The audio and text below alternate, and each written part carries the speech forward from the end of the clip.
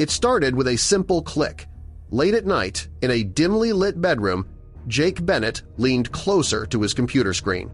His eyes narrowed, trying to make sense of what he was seeing. On the screen was a strange image, a black mass in the middle of the blue Pacific Ocean.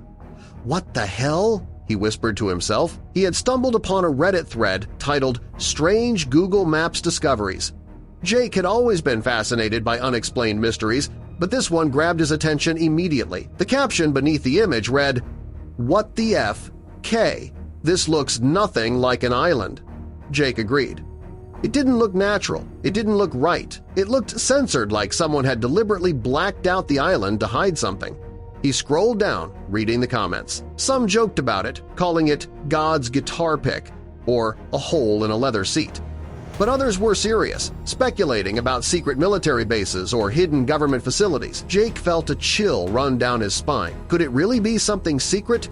Or was it just his imagination running wild? He checked the name again, Vostok Island. But before we start, smash the like button and make sure to subscribe if you haven't, and hit that notification bell so that you won't miss any new stories. He typed the name into a search engine, his heart beating faster. The results were sparse, just a few mentions of coral reefs, marine life, and remote location. Nothing suspicious, nothing out of the ordinary. But Jake couldn't shake the feeling that something was off. He glanced at the clock. 2:17 a.m. He should have been asleep hours ago, but sleep was impossible now. His curiosity had taken hold, gripping him tightly. He leaned back in his chair, staring at the ceiling. What if there really was something hidden there? What if the island was censored on purpose? He knew he wouldn't rest until he found out. The next day at work, Jake couldn't focus. He worked as an IT specialist for a small tech company in San Diego, but today his mind was elsewhere. He kept thinking about Vostok Island, about that strange black shape. During lunch break, he showed the image to his friend and coworker, Mike. "What do you think?" Jake asked, watching Mike's reaction closely. Mike squinted at the screen, chewing his sandwich thoughtfully. "Looks weird, man. Like someone took a Sharpie and blacked it out." "Exactly," Jake said, relieved someone else saw it too. "But why?" Mike shrugged. "Who knows? Maybe it's a glitch, or maybe they're hiding something." Jake felt excitement surge inside him. "That's what I'm thinking. But how can we find out?" Mike laughed. "We? You're serious about this?" Jake nodded, his expression determined. "I need to know." Mike shook his head, smiling. "All right, Sherlock, let's dig deeper." Over the next few days, Jake spent every spare moment researching Vostok Island.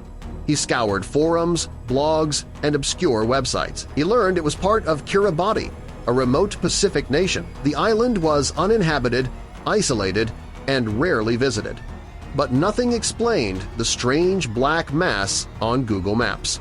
Then, late one night, Jake stumbled upon a post from a diver named Enric Sala. Sala described diving near Vostok Island, marveling at the pristine coral reefs, sharks, and massive schools of fish. He called it one of the most incredible dives of his life. Jake frowned, confused. If the island was open to divers, why did the satellite image look censored? He decided to contact Enric Sala directly. He found his email and sent a carefully worded message explaining his curiosity and asking about the unusual black mass. Days went by without a response. Jake grew restless, checking his inbox obsessively. Just when he was about to give up hope, a reply appeared. "Jake, thanks for reaching out. I've seen the image you're talking about. It is strange, isn't it? When I was there, the island was dense with dark green Pisonia trees. From above, they look almost black. But I admit, the satellite image does seem odd. Maybe just a glitch? Best Enric." Jake read the email several times, feeling both relieved and disappointed.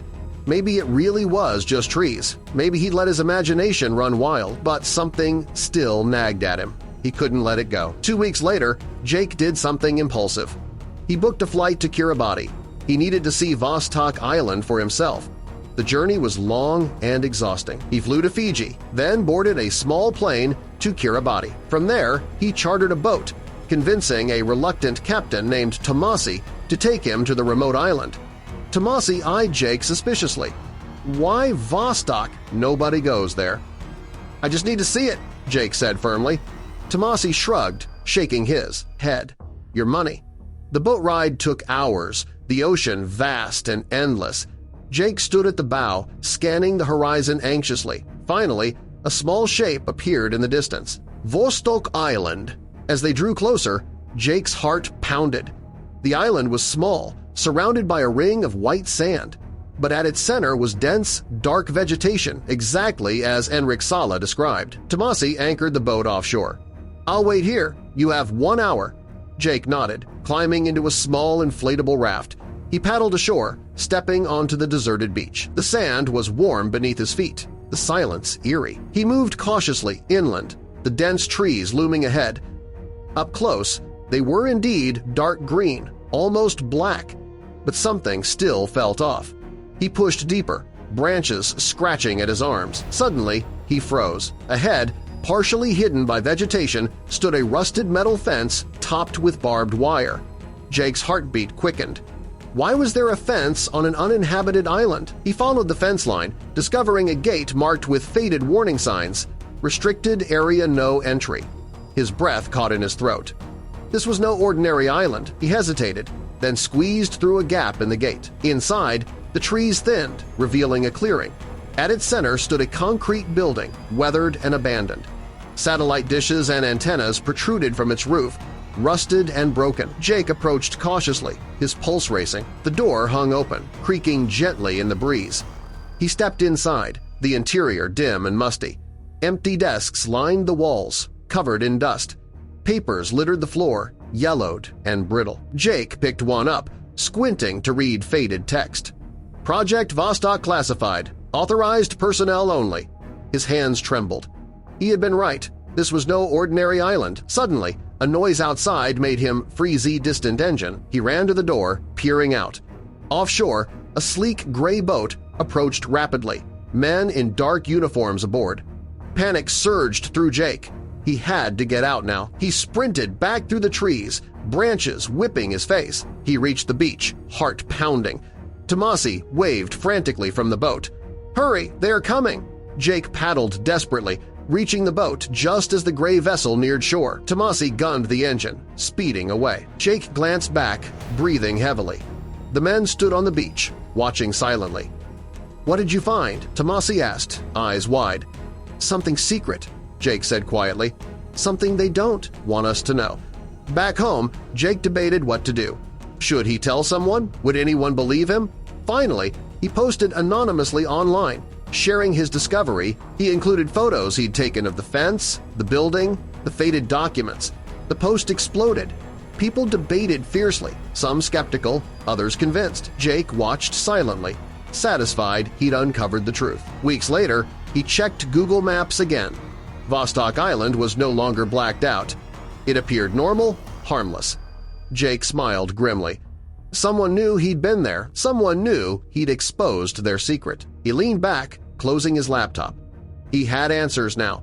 The island had been censored not by glitch or coincidence, but deliberately, and he'd been brave enough to find out why. Jake Bennett slept soundly that night, satisfied he'd solved the mystery of Vostok Island, knowing he'd glimpsed something hidden from the world. He knew he'd never return, but he'd never forget. It had started with a simple click and ended with a truth he could finally accept.